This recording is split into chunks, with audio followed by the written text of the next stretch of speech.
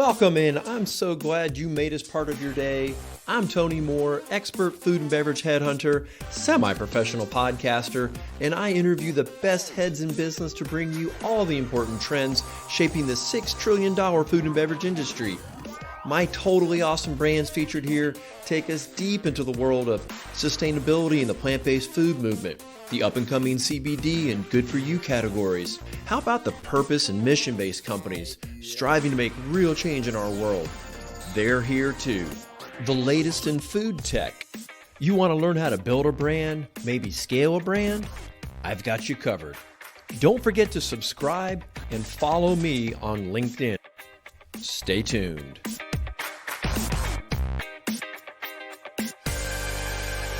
Today, I have Maggie Sadowsky. She's the president of 8-Track Foods.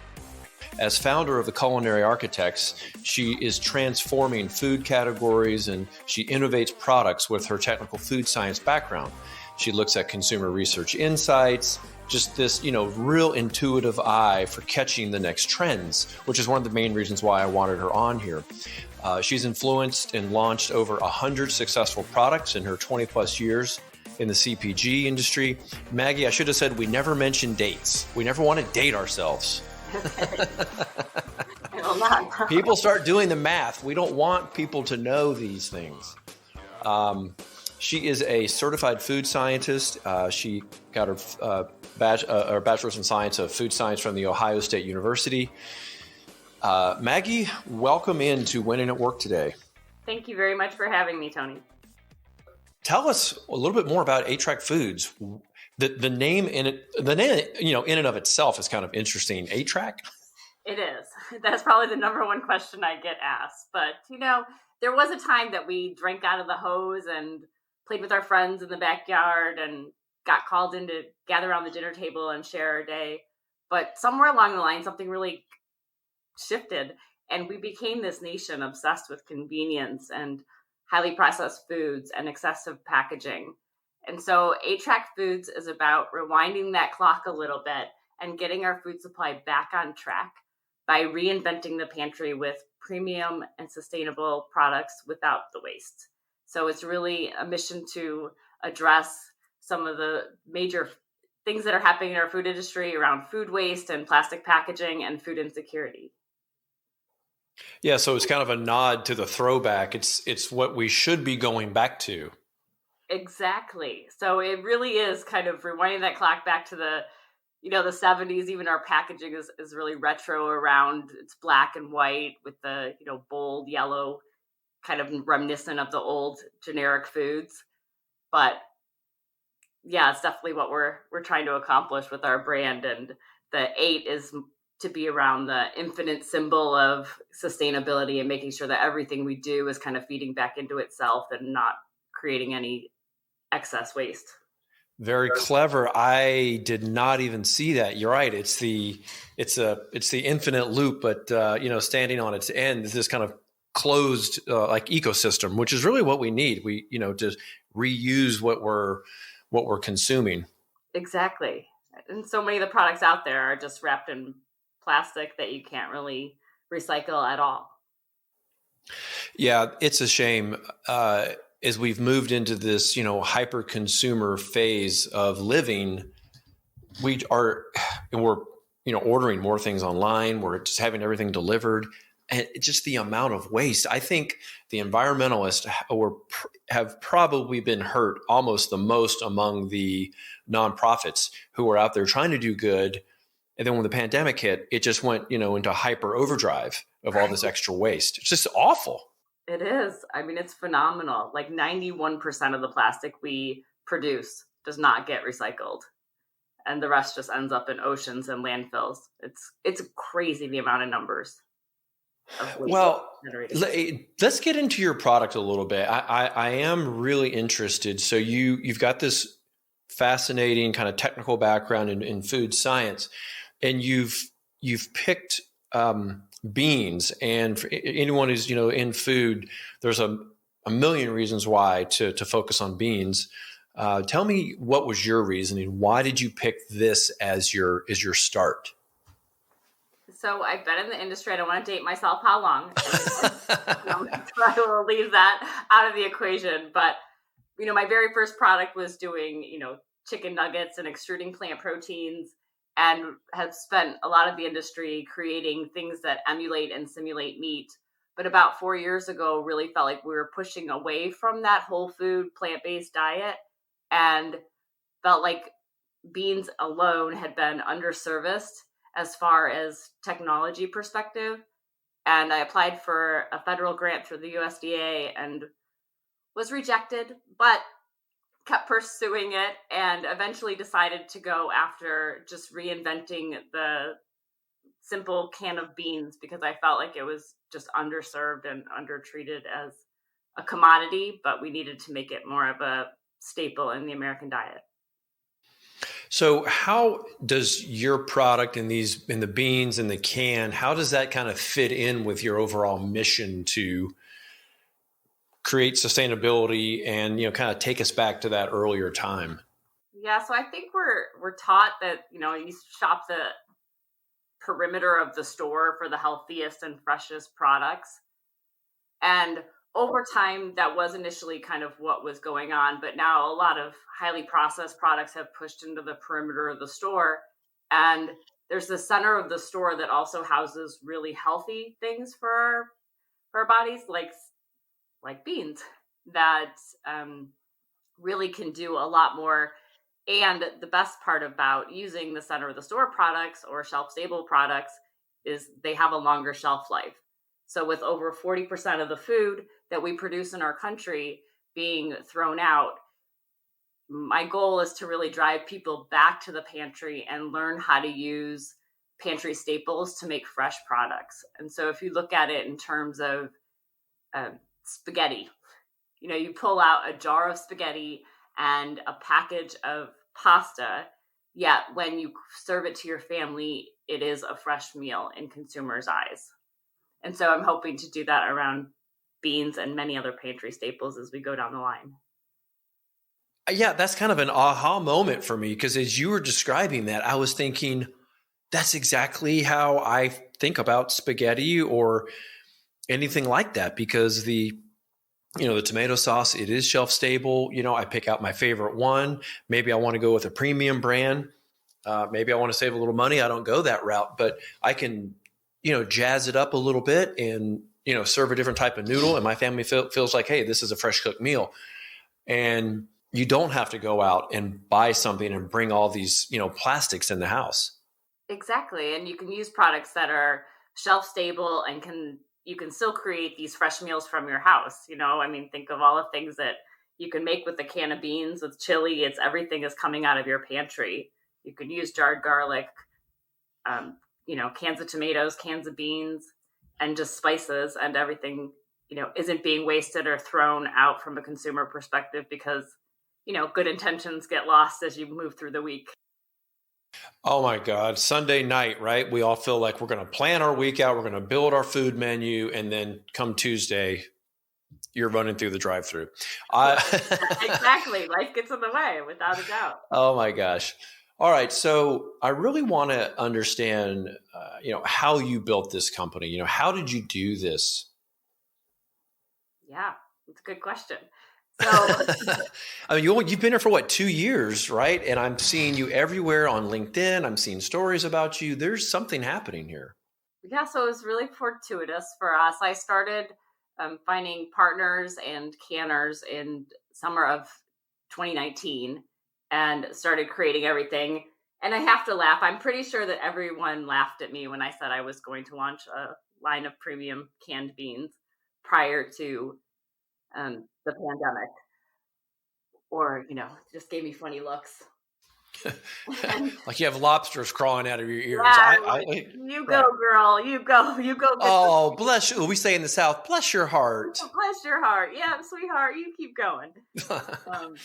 And so launched in January of 2020, did my first production run in early February of 2020, and was the proud owner of lots and lots of beans at that point in time, and had plans to go to the Natural Product Expo. And then, we all know kind of what happened in early March. around that. And so at that point in time, I was probably the largest hoarder of canned beans in the country. Uh, you were your own supply chain. I was. I had no outlet, but I had a lot of beans. And the coolest part about what happened is really just nobody had a rule book. It was all just kind of like this open market. Everybody was shifting, but everything that I had built and designed around the product was for this moment. And it wasn't necessarily that I was predicting a pandemic, but when you look at all the issues that the consumers, the whole planet's facing around food waste, plastic, climate change, a lot of that is pointing to the direction of we need to go back to our pantry staples. Well, I think that's really your concept of, taking your background and predicting trends and behaviors. And I don't ever use the word luck because I do not believe in luck. I feel like you were put here at this time for this idea. And you obviously were, you had an inspiration, an intuition, if you will. Yeah, without a doubt. I had a strong intuition that this would happen. I thought it would take a lot longer to manifest, but I really truly believe that this is kind of the wave of the future. We already see grocery stores eliminating plastics from their stores. There aren't a lot of great solutions out there. So a lot of that will be attributed, I believe, to consumer behaviors that have to kind of trend backwards. And those take a long time to manifest. It's not usually something that happens overnight. With the pandemic, it certainly did change overnight, with everyone flocking to the stores to hoard, toilet paper and canned goods. There was also this like younger generation that was looking for something better. And we happened to be a brand that was addressing the concerns of a younger generation and not a 25-year-old or 20-year-old stale brand. So that was really our launch pad. Everything about what we were doing was ready for e-commerce and social media, and how and how the packaging looks. It's very different than anything you'd see on the market. That really was kind of the impetus to get us started. You had such an advantage in that you didn't have to go back and update an old dinosaur. You knew you were going to be going to e-commerce and, kind of managing a website and having everything mobile ready. I mean, I think that was, that did help, right? That you already kind of had that in place. Tell me though, have you been struggling with this concept of, am I going to develop a product or am I going to develop a brand, right? There's a difference there. What's your take on that? Yeah. I mean, there's definitely a lot of one-hit wonder brands. When you build a product and then, let's just say I made vegan caviar, and that might be my like great product, but building a brand is really different. And that was how I approached it, was a very different way, rather than, even though I know technically I can launch some really innovative and cool things that everyone would get excited about, I wanted to build a brand that people would trust off the bat, and that we would start with probably the least sexiest product in the grocery store, a can of beans. And so if I could get people to rally around me and my can of beans, then I really felt like we had a stronger presence to grow as a brand, and then start to build in some of those other ideas that are maybe a little bit longer term. So the concept of aquafaba, I don't know if you're familiar with aquafaba or your audience. It's that, when you have a can of chickpeas, it's that slimy liquid on the top. But I didn't know there was a name for that. Yeah, no, it really is. It's like a bad, sniglet or something. But yeah, it's called aquafaba or bean water. And that bean water is actually highly functionable. And you can use it as an egg replacer in a lot of vegan products. And it whips up like it's the coolest thing ever, even if you just do it for a science experiment. Take that liquid, put it in a mixer and mix it on high speed, and it really foams up like whipped cream. And then what do you do with it? So yeah, that's a lot of the research that we're working on around how to stabilize it, how to make it taste better, and you can use it. You can eat it as a meringue. You can follow us on our website. You can see it as like a pumpkin pie. Nice plug. Back to the website and the Instagram page. That was unplanned. Well, no, I didn't mean to do that. It just comes Well, out. why? Let's. Hey, it's all right. We're talking about your brand and kind of how you built it. So that's cool. So, as you're in this phase of building a brand and getting people to trust that, you are doing the right thing. You've got the right mission. You've got the right, scientists and minds behind it. Do you have a vision for like other categories that maybe you want to go into, or is it too soon to talk about that? Oh, I'm such an inventor that my entire office is filled with the beautiful pantry that will be, if you guys stick with me and help me out. But yeah, so I definitely want to move into a million different categories, but the goal is to really own the pantry and really make a sustainable product line that will kind of all feed into itself and build off of each other. Well, I love that because I was on your website and I noticed you had a pantry starter for all the different types of beans that you have. So really kind of keeping with that theme, you might truly have a pantry starter with, 10 of your different categories that you plan to dominate. And yeah. You could literally just, one click and have everything you need to kind of get your pantry started. That's pretty awesome. Yeah, definitely. Well, so tell me more. I mean, people are wanting to start these businesses. We're kind of in that mode right now of entrepreneurship. What else did you do to start this business up or launch it? So when COVID hit, while everyone was kind of scrambling to get going, I really took that opportunity to find the cracks in the system. And the cool thing about launching in a pandemic, it left us in a different space that probably would have been cost prohibitive for me early on in this stage. There weren't trade shows, so you didn't have to, spend the money to get there or do a booth or anything. I had the opportunity to get in front of buyers in a way that nobody had ever really done that before. And so, all of a sudden doing pitches on Zoom and, became something that I was doing from my kitchen to launch to some of these major retailers, which gave us a strong advantage.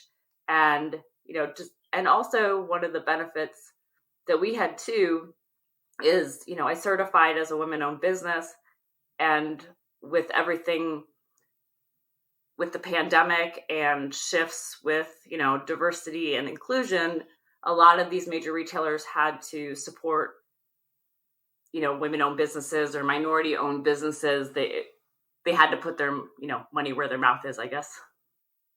Yeah, that definitely helps. It definitely helps. I'm curious though, I think you're kind of touching on this, and maybe this is where you're going, but you're kind of selling in a non-traditional way, right? You were kind of looking for the cracks, these outdated modes. Did you kind of tweak your own kind of USP or unique selling proposition? Yeah, I think so. I think early on, before I launched pre-COVID, everyone would look at the can of beans and be like, well, what's your differentiating factor? Maggie, you need to put it in a glass jar. You need to make it easy open. Or is it non-GMO? Or is it organic? It's just this litany of bumper stickers that you're supposed to have around your unique selling proposition. And once we really started to grow as a brand and push out into other markets, it really became apparent that we were more trusted and around a time where people were kind of losing their footing in the world of, products. And so creating this unique selling proposition for us became more around the brand. I don't want to say the brand promises, but they were more around the other attributes that we were bringing, that it wasn't just the product itself and the attributes that it had. It became how we sourced our products, who we partnered with, the organizations we that helped clean up plastic, that we partnered with, supporting local food banks in ways that we hadn't planned on necessarily when we started. But a can of beans became really important in 2020, and we were able to make a lot of impact. So I think we did shift the definition of a unique selling proposition from that January of 2020 to now. There's a lot of greenwashing going on right now, and it sounds like you've kind of avoided that, which in and of itself, I think is good, because it's just kind of mind numbing. Everyone is just saying that. Right. Everyone has all these like little, it becomes white noise, and everyone's saying, like, I always feel like it's smoke and mirrors when you're telling somebody that you have all these things.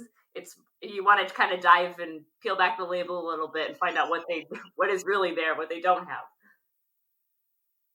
When you launch, and as you say, you're this innovator, and you're looking around your office and you've got millions of ideas that are kind of coming from you, and people are giving you these ideas. Do you find it hard to protect your vision? I would imagine, you can be pulled into lots of different areas, right? And I'm kind of curious. I know we talked about this a little bit ahead of time. What's the takeaway from that? Well, food is such a personal thing, and everyone eats. So therefore everyone is a food expert.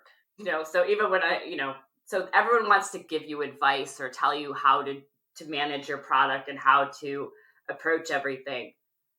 And even so, in the early days, I tried to solicit funding, and it was really difficult because all anyone saw was that can of beans, and everyone wanted to reinvent it or make it, fancier, whatever. I don't know how you can make it fancier, but glass jars, easy open. Gooder. They wanted to make it gooder. Right. Or, oh, now you need to put this on the label. And if I followed all that advice, I would have, there wouldn't be any packaging left. I would have all the wonderful benefits of the product. So really around funding, just protecting that I needed to do more, that the idea needed to be more techy, needed to be more, that I couldn't be successful with a can of beans. But I don't think anyone really saw all the dots that I was connecting. And it was hard. It was hard to protect that going on. And even with grocery buyers, I see a lot of it too. I don't want to offend any buyers, but they really are kind of the gatekeepers in getting our products on the shelf. And so as a young brand, it's really difficult to kind of get there, once you get on the shelf, and protecting your margins and all of those things are really important in ultimately protecting the vision of the brand and where you want to take it. Because it's easy to get caught up in the, 10 cans of beans for $10 just because you want to move volume. But that wasn't ever, what we wanted to portray as a brand. Yeah, I imagine that takes a lot of courage to say no to a buyer when they ultimately do control, what gets on the shelf.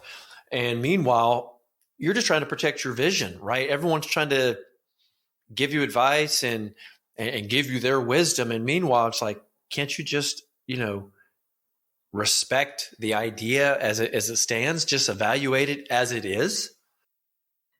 Yeah, I mean, it's really funny because especially with beans, everyone just has this notion that all cans are created equal, all product within that can is created equal, and that is not the case. But yet we spend, $6 on one bottle of water and $2 on another and 99 cents on another. But for beans, for some reason, that is one of our biggest hurdles as a brand, and making sure that we can overcome that with consumers and let them know how we're grown and the care that goes into it. Well, as you go through this process of, saying no, but maybe saying yes to some ideas, as you're kind of finding your way into the retail space and kind of managing your e-commerce, I'm just curious how much, may sound like kind of a personal question, but how much failing do you go through as part of your learning process? Because this is, although you have successfully launched a lot of businesses or ideas, it's a little different when it's your own baby. Yeah. And I would say I've created a lot of products and created a lot of strategies, but I hadn't that middle ground of once you create it, now it exists, you're like, oh, everyone will come and buy my beautiful product and they'll just come off the shelf. But there has been a lot of learning for me around the distribution and the grocery stores.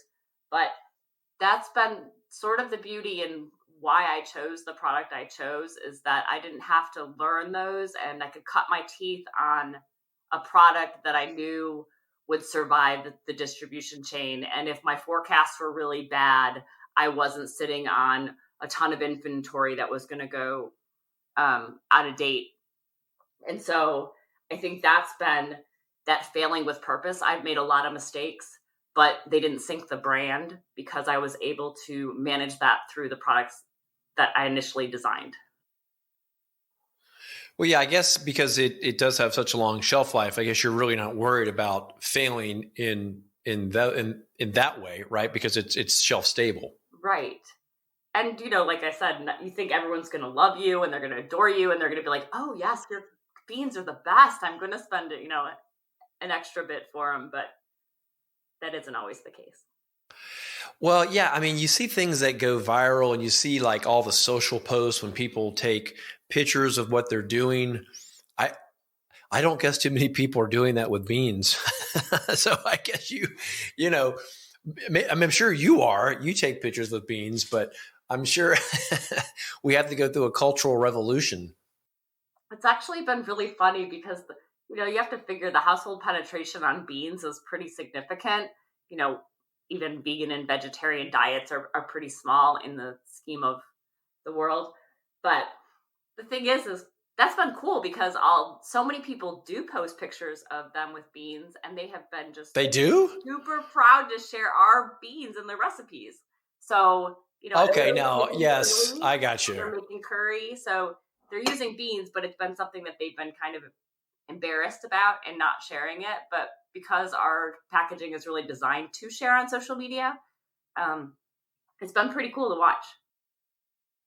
I love it, because I typically do stick my foot in my mouth, and typically I do it at the start of the podcast. This is unique. We're toward the end and I'm finally doing it. So that's good. Good. Always put me in my place. That's important. Well, you're improving. You're improving. I am improving. I went almost 25 minutes without a major gaffe. Yes. So as we finish, I really do want to hear more about your social mission. Kind of walk us through that again and tell us, where people can find you and what are some of the best ways to connect with you, Maggie. With our partner Clean Hub, we've been able to eliminate 2,200 pounds of plastic out of our oceans. That's over a ton. They have an all-female recycling company that's in treaty, and they help facilitate that and monitor it, so we're able to donate our proceeds and collect more. And on food insecurity, we've been able to do a lot of things in partnering with our community programs and local food banks to help a lot of families, through this crisis of the increasing cost of food and just the food insecurity. So the company, even though we're still young and we're, a drop in the bucket compared to a lot of these things, it's been such a rewarding journey to go through this. 8-Track Foods is sold on hivebrands.com and shopveggie, VEJII.com, and our own website at 8trackfoods.com. And then we are in 9 states with Whole Foods in the Midwest. That's great. Is that is that kind of like a pilot program, or is that okay for now? Just kind of stick with that. Yeah, so I wanted to do a regional launch, see how well we're doing before we can, scale up and model it for a larger distribution channel. Initially, in picking, that was kind of the cool thing about COVID, is we were able to, pick our partners through all of this and strategically align with those that were kind of forward thinking in sustainability and programs against it. So we've got Whole Foods, and then Erewhon is out in Southern California. So we're aligning with the right people. We're not trying to just go mass scale right away. A lot of the independent grocers, there's a big climb in that happening right now too. Well, that's great. I am so thrilled to finally have met you, to get this podcast done. I've seen just so many cool photos of you out in the fields, looking at your organic crops. I'm just so excited we finally had this opportunity today. And I just want to encourage everyone to go out and buy some beans and prove me wrong and take some great photos of all your kind of, chef crafted, home crafted meals. And tag Maggie and tag Winning at Work and kind of prove us wrong. This is happening. Everybody loves beans. Right. Oh, is that the hashtag? No, but we should make that a hashtag. That's it. Everybody loves beans. So tag it. Everybody loves beans. Hashtag Winning at Work, and let's have some fun with that. Maggie, thank you so much for being here today. Thank you so much for having me, Tony. I really had fun.